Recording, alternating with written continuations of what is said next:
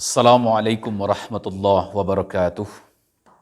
Alhamdulillahirrabbilalamin. Segala puji dan syukur kita persembahkan kehadirat Allah Subhanahu wa taala.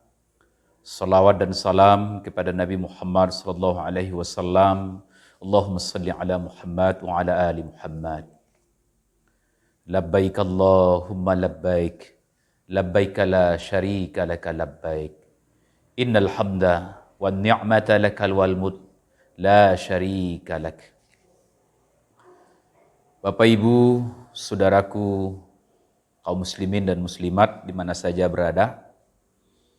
Pada kesempatan ini kami penyuluh agama Islam pada KUA Kecamatan Padang Panjang Barat ingin menginformasikan sejumlah hal terkait dengan ibadah haji. Ada 3 poin pokok yang ingin kami sampaikan pada kesempatan ini. Pertama tentunya pertanyaan jemaah adalah apakah tahun 2022 ini Indonesia akan memberangkatkan jemaah hajinya. Karena sebagaimana yang kita ketahui, sudah 2 tahun kita tidak memberangkatkan jemaah haji.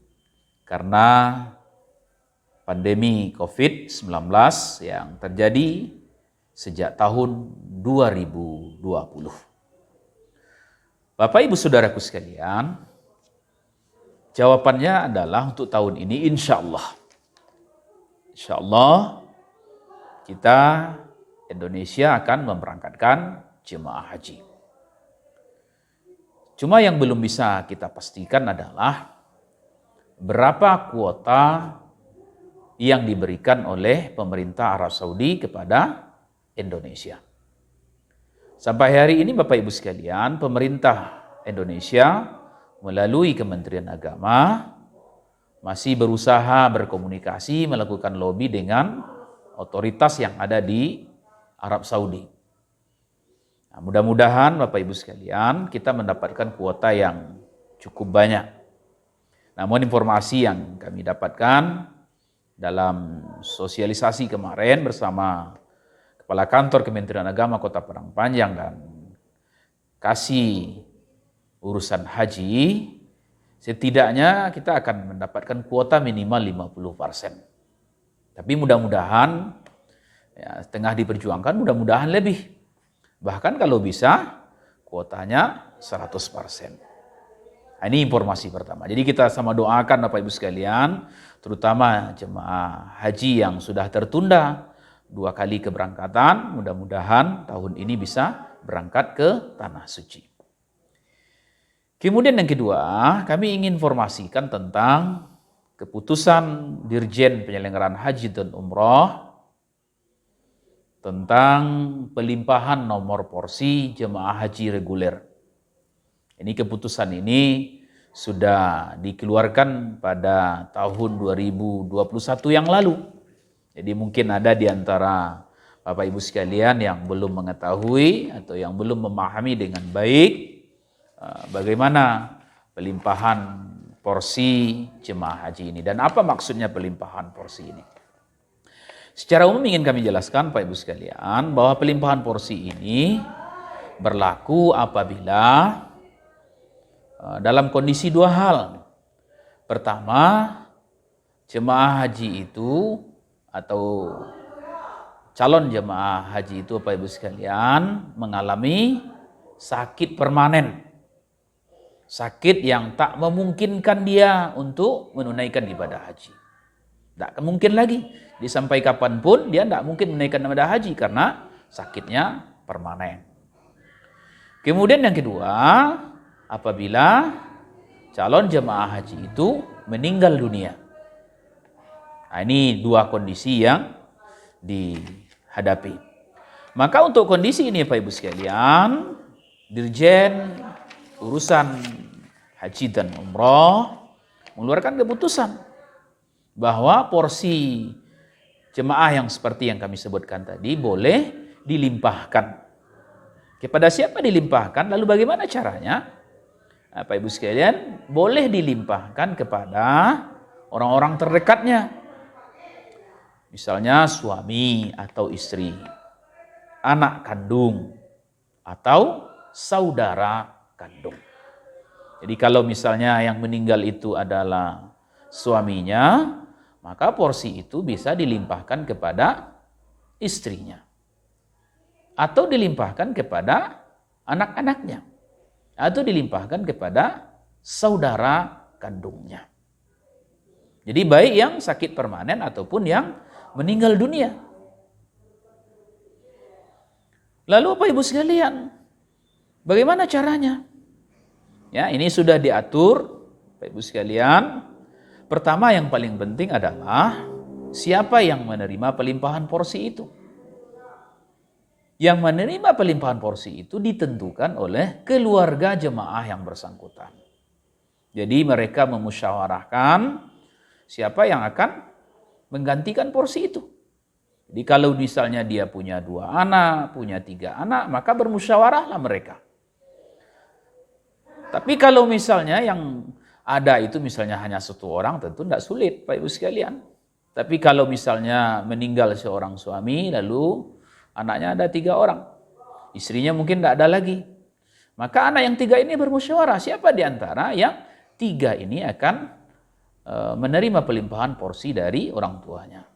Ini yang paling penting Bapak Ibu sekalian. Kalau poin yang ini sudah terpenuhi, maka nanti bisa datang ke Kementerian Agama, akan dibantu ya prosesnya.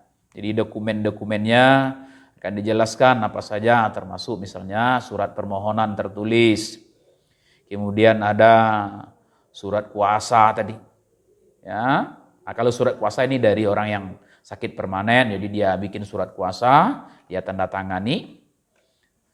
Nah, kalau yang Pak Ibu sekalian, kalau yang meninggal tadi misalnya sudah ada surat yang ditandatangani oleh suami atau istri, ditangani oleh anak-anak yang seluruh, misalnya anaknya 3 ya ditangani oleh anak ketiga anaknya. Nah, ini Bapak Ibu sekalian. Kemudian mungkin juga yang perlu, mungkin ada yang tanya, kalau sakit permanen itu sakit yang seperti apa? Siapa yang menyatakan sakit permanen? Sakit permanen itu surat keterangannya dikeluarkan bukan oleh dokter sembarangan, bukan dokter praktek, tidak, tapi dikeluarkan oleh rumah sakit resmi, rumah sakit pemerintah. Misalnya kalau kita di Kota Padang Panjang dikeluarkan oleh RSUD Padang Panjang, ditandatangani oleh direktur rumah sakit.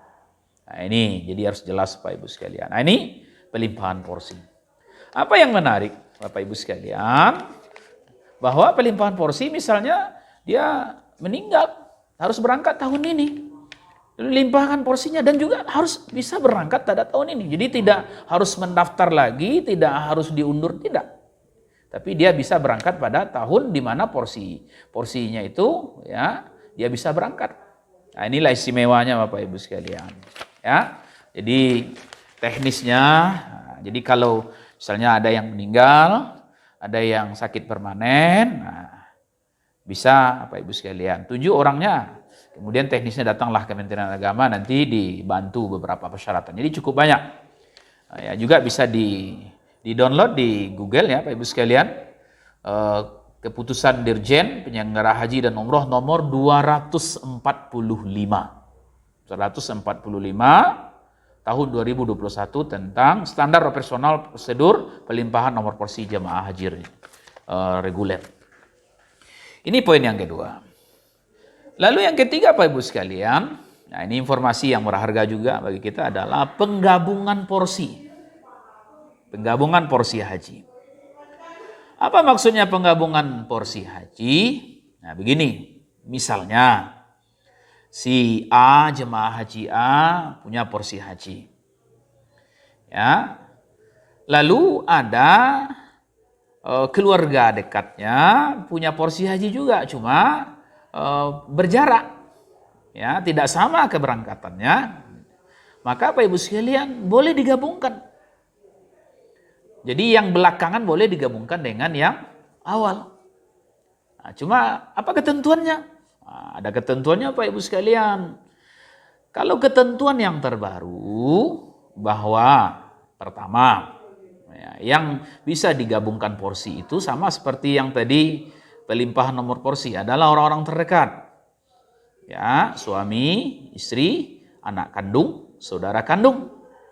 Dan penggabungan ini hanya bisa satu. Jadi misalnya satu porsi, ya, satu porsi misalnya porsi ayah misalnya, atau porsi suami misalnya kan. Lalu digabungkan dengan porsi istrinya. Nah, saya contohkan sederhana Pak Ibu sekalian. Misalnya dia punya uang, lalu dia mendaftar haji, tapi baru satu. Beberapa tahun kemudian, ya Pak Ibu sekalian, atau beberapa waktu kemudian dia yang satunya lagi mendaftar. Otomatis kan keberangkatannya pasti berbeda. Maka Pak Ibu sekalian, dia bisa menggabungkan. Bagaimana ketentuannya? Nah, tadi sudah disebutkan, yang boleh itu hanya suami atau istri, anak kandung atau saudara kandung, dan itu hanya satu orang. Nah, sekarang Bapak Ibu sekalian, ketentuannya adalah 5 tahun sebelum keberangkatan. Nah, jadi Bapak Ibu sekalian, misalnya ada seorang jemaah berangkat tahun ini. Bapak Ibu sekalian. Maka boleh digabungkan porsinya kalau minimal dia mendaftar, ya, yang akan digabungkan tadi adalah 5 tahun. Jadi kalau tahun 2022 tanggal berapa misalnya kloter pertama berangkat, nah, maka hitung saja 5 tahun ke belakang. Hitung 5 tahun. Tidak boleh kurang, 1 hari saja tidak boleh kurang Pak Ibu sekalian. Ya. Nah ini Pak Ibu sekalian. Nah ini bagi Bapak Ibu sekalian, para jemaah haji yang mungkin kondisinya seperti ini, ya bisa digabungkan. Ya, ada kemarin disampaikan oleh Ibu Kasih Haji, ada suami istri. Ya, porsi hajinya sama. Lalu porsi 2 anaknya berbeda. Setelah dicek, ya, cukup 5 tahun. Maka 2 anaknya ini bisa digabungkan porsi. Artinya dia bisa berangkat lebih awal daripada yang seharusnya digabungkan dengan orang tuanya. Karena setelah dicek memang cukup 5 tahun. Nah ini Bapak Ibu sekalian. Jadi ini sangat membantu ya para jemaah haji kita. Jadi Bapak Ibu sekalian, nah inilah diantara atau 3 informasi penting yang perlu kami sampaikan. Ya tentunya Bapak Ibu sekalian, jangan mempercaya informasi-informasi yang tidak jelas sumbernya, informasi-informasi hoax lain sebagainya. Jadi kalau ada keraguan, tanyalah kepada pihak berwenang. Datang ke Pak Ibu sekalian ke Kementerian Agama, datang ke seksi urusan haji. Terakhir, kami tentu juga ingin mengajak bagi Bapak Ibu sekalian, saudara-saudaraku yang sampai hari ini belum mendaftar misalnya. Ayo mendaftar haji. Jangan sampai kemudian termakan dengan berita begini. Oh, antrian haji itu panjang sekarang, 25 sampai 30 tahun. Kalau umur saya sudah 50, kapan saya berangkat?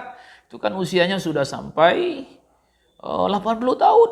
Nah, kan begitu. Jangan pesimis Pak Ibu sekalian, daftar saja. Ya, daftar saja Pak Ibu sekalian. Insya Allah dalam kenyataannya, dalam aplikasi Pak Ibu sekalian, dalam sistem yang ada memang terlihat memang antrian itu sampai 25 sampai 30 tahun. Tapi dalam kenyataannya Pak Ibu sekalian tidak sampai seperti itu. Karena selalu bergeser. Ya, karena ada jemaah yang meninggal, ada yang jemaah yang batal berangkat lain sebagainya Pak Ibu sekalian, maka bergeserlah nomor porsi waktu keberangkatan haji itu. Jadi kadang-kadang yang awalnya 25 tahun, kadang-kadang 15 tahun sudah berangkat. 12 tahun sudah berangkat. Jadi tidak usah pesimis Pak Ibu, daftar saja. Ya. Dan haji itu Pak Ibu sekalian, tidak harus menunggu kaya. Karena banyak orang kaya yang justru tidak berangkat haji. Sebaliknya banyak orang miskin justru bisa berangkat haji. Kenapa? Karena dia punya keinginan yang luar biasa. Nah, ini Pak Ibu sekalian. Jadi niatkan kita untuk ingin berhaji.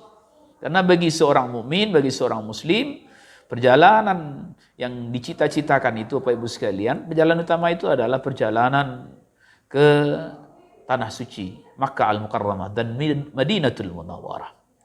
Kami Jasriman, penyuluh agama Islam pada KUA Kecamatan Padang Panjang Barat, mendoakan Bapak Ibu sekalian ya, mudahkan oleh Allah rezekinya, ya, mudah-mudahan berangkat haji. Dan kita sama-sama mendoakan, mudah-mudahan tahun ini, sebagaimana tadi yang kami sampaikan di awal, bisa jemaah haji berangkat ke Tanah Suci pada tahun ini. Pandemi mudah-mudahan segera berakhir dan kondisi kembali normal seperti semula. Billahi taufiq wal hidayah. Wassalamualaikum warahmatullahi wabarakatuh.